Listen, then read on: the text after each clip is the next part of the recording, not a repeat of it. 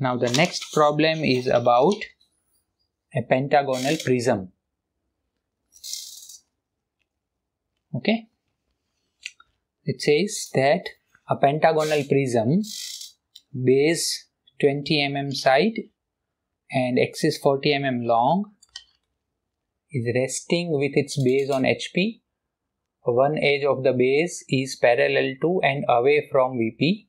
It is cut by a section plane perpendicular to VP and inclined at 30 degree to HP. Okay, so before this, let's understand that if we have a regular prism without any section, what would be its development? So we have this pentagonal prism with us, right?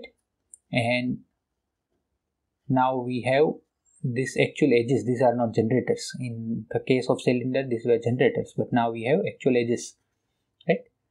So we have this edge A, and if we cut it, let me open it for you. So if we cut this edge and then if we open the surface, what would be the shape of the surface? So I have already cut it now, and now I am opening it. So if I open it, then the shape would again be a rectangle, right? But only difference is that when we draw the rectangle for cylinder, we have to represent the generators with thin lines. Whereas when we draw the development of a prism, that would also be a rectangle, but we have to show these lines with continuous thick line, because these are actual edges, these are not generators. So this is how the development looks like. Now let's take the problem which we are discussing. So according to the given condition, we have to first draw the top view of the given prism, and from that we can get the front view. So this is how we'll start the problem. As it is said that one of the base is parallel, one of the base edges, here it should be, is parallel to and away from VP, and that is why what we are doing is we are keeping this edge BC away from VP, that means away from XY line, and parallel to VP, that means we are drawing it as horizontal line. That is how the condition is satisfied. So once we draw the top view, then we have to take projections from these points, and then we have to draw the front view, which is obviously a rectangle with the given height, and then we will introduce the cutting plane. Now it is said that it is cut by a section plane perpendicular to VP. That means the cutting plane will be visible as a line in front view, and that is bisecting the axis of the given prism, and it is at 30 degree to HP. So that means now we are drawing this cutting line here from the midpoint of the axis, and this angle should be 30 degree because axis of the cutting plane with HP is given as 30 degree. So that is how this cutting line is drawn. Now we will remove the top portion after cutting. That is why these edges are represented as thin lines, and bottom portion we are going to keep. So those edges are represented by thick lines. Now we will give some notations. So point number 1 is on edge A. Point number 2 is on edge B. Point number 3 is on edge C. Point number 4 is on edge D, and point number 5 is on edge E. That is how we have given the notations over here: 1 prime, 2 prime, 3 prime, 4 prime, and 5 prime, the edge which is on the back side. Now to develop the surface of this, we will first draw the development without considering the section. So you know that it is a rectangle now. So we will first draw the rectangle, and we now also know what should be the size of this rectangle. You just think about what should be the length of this rectangle. So the length of this rectangle should be equal to 5 times its base edge length, isn't it?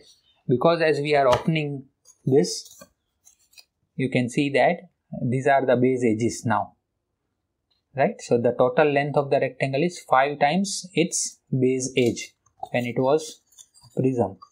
Sorry, yes, when it was a full prism, this is the base edge. So the total length is 5 times its base edge. So we can draw the rectangle with that length, and that would give us the required edges. So I am drawing it over here, and then we'll give some notations also, and this should be drawn with continuous thin lines, right? So this is 1, 2, 3, 4, and one more is required. So this should be drawn with thin lines. And how we are going to give the notations? So we have to decide along which edge we are cutting the prism. So let's assume that we are cutting the prism along edge A. We are cutting it over here, right? So we'll say this is A, this is B, this is C, D, E, and the last one again would be A. Okay. Now, as we did in the previous problem, we have to just transfer these points to particular edge. So we'll transfer point number 1 to edge A. So we'll transfer it to this point and this. So these both are point 1. This is also 1 and this is also 1. So similarly, we are going to transfer point number 2 to edge B. Okay. Point number 3 to edge C here. Point number 4 to edge E. And point number 5 to edge,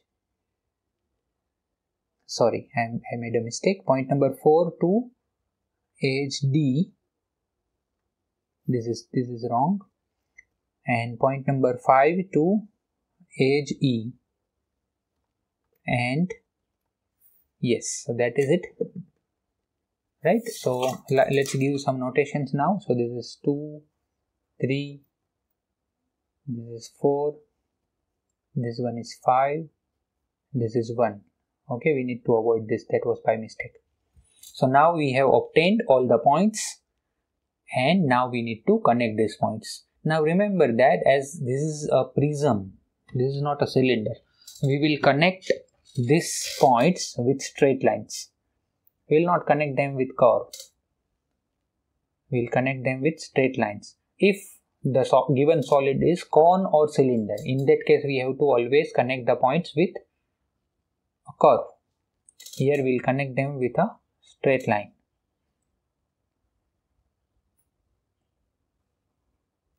Right?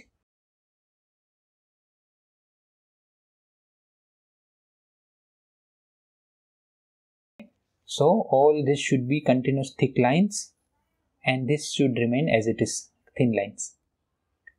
So this is the answer. That means now if you draw this shape on a sheet metal and then if you fold it, then you will get this shape of the prism. Okay, again I am repeating, in previous videos also I have repeated sometimes that the problem is not complete without dimensions. You also have to give dimensions to these figures. So here you need to show base edge in the top view, and this distance as it is bisecting, so this must be half the height. So you need to show that also, and you need to show the total height also. And here the notation should be written with capital letters. Yes, so this is the answer of this problem.